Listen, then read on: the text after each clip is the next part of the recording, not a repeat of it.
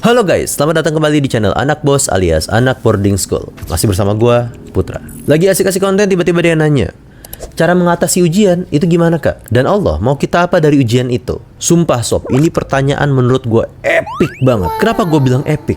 Karena di pertanyaan itu, beliau menanyakan, Allah mau kita apa dari ujian itu? Sedangkan biasanya kita, kalau kena ujian nih, atau kayak sesuatu yang kayak beban gitu misalnya di hidup kita, terkadang pertanyaan kita hanya mentok di cara mengatasi ujiannya sob. Cari solusi agar ujian atau beban ini lekas berakhir gitu, tanpa mempertanyakan hal tadi. Sebenarnya Allah ingin kita tuh apa gitu dari ujian ini. Namun sebelum kita bahas konteks tadi, gimana kalau kita identifikasi dulu? Sebenarnya kita itu sedang diuji, diperingatin, atau diazab sob. Gimana caranya kita tahu? Dan kita lagi di posisi yang mana? Oke, sekarang kita masuk ke ujian. Apa itu ujian sob? Hal ini pernah kita bahas di konten sebelumnya sob. Kita akan membahas tentang surat Al-Baqarah ayat 155. Yang Allah berfirman gitu, "Walanabluwannakum bisyai'in minal khaufi wal ju'i wa naqsyin minal amwali wal anfusi wath thamarat wa basyiris sabirin." Kalau kita mengacu pada ayat ini dan kelanjutannya, itu Allah tuh akan uji kita. Artinya di sini ujian ini pasti sob. Ujian ini akan dipakai untuk meningkatkan kadar keimanan seseorang sob.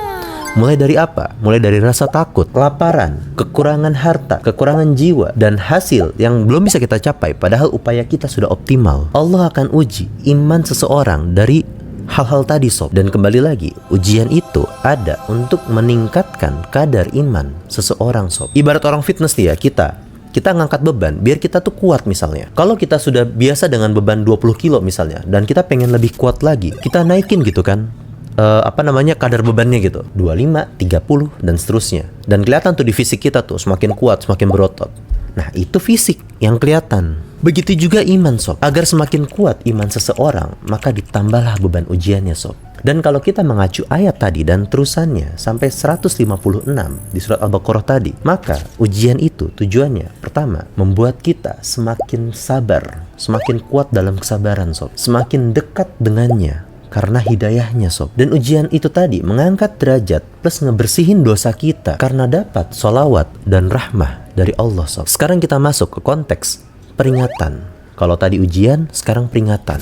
وَلَنُذِيقَنَّهُمْ مِنَ الْعَذَابِ الْأَدْنَى دُونَ الْعَذَابِ الْأَكْبَرِ لَعَلَّهُمْ يَرْجِعُونَ. Kami akan timpakan azab yang kecil sebelum azab yang besar agar mereka yarji'un, kembali bertaubat kepada Allah. As-Sajdah 21. Peringatan itu ibarat cubitan kecil sob dari Allah. Tipsi-tipsi lah. Gak sampai bikin kita tumbang, tapi bikin kita mikir. Ini kita udah jauh banget nih sama yang maha kuasa nih. Gak mau puter arah nih. Ciri-ciri peringatan, kita mulai lalai, kita dikasih sentilan. Gak bikin kita hancur, cukup bikin kita sadar. Tujuannya supaya kita balik arah sebelum kita modar sob. Yang terakhir, azab. Itu karena mereka mendustakan ayat-ayat Allah, lalu Allah menyiksa mereka karena dosa-dosanya. Al-Anfal 52. Dan ciri-ciri azab, hati ini semakin keras, semakin dikasih tahu, semakin kita ngeyel. Urus aja surga lu, jangan urus nerakaku. Tuh, gak ada penyesalannya sama sekali, malah berbangga diri dengan kemungkarannya. Yang bahaya kalau dia makin sombong sob. Na'udzubillah, semoga kita terhindar dari yang satu ini sob. Dan setelah kita mengenal 3 hal tadi yang membedakan antara ujian, peringatan, atau azab, jangan pernah pakai ketiga hal ini, pengetahuan kita ini, untuk menilai seseorang sob. Namun pakailah untuk menilai diri kita sebelum kita dihisap di yaumil hisab nanti sob. Tuh lihat tuh, dia kelilit hutang tuh. Dia sampai jual mobil tuh yang biasa diparkir di depan rumahnya tuh. Gak pernah sodakoh sih. Bahaya tuh mulut tuh.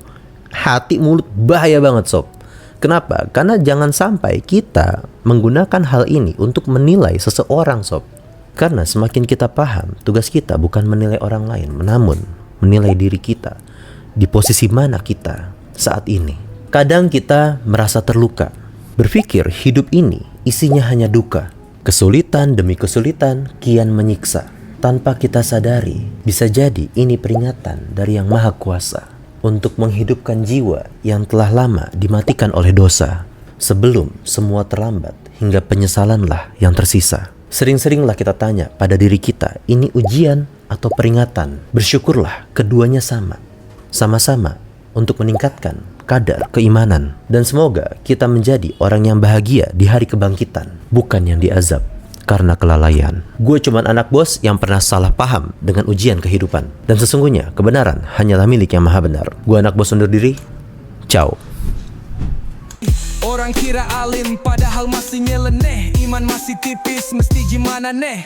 Santri modern laptop di tas, buka kitab tafsir sambil ngoding di kelas. Gak semuanya ngaji, ada yang jago bisnis. Tulis proposal, cuan makin manis. Dibilang anak pesantren, sorry miss. Anak bos di sini cara mikirnya kritis. Bukan anak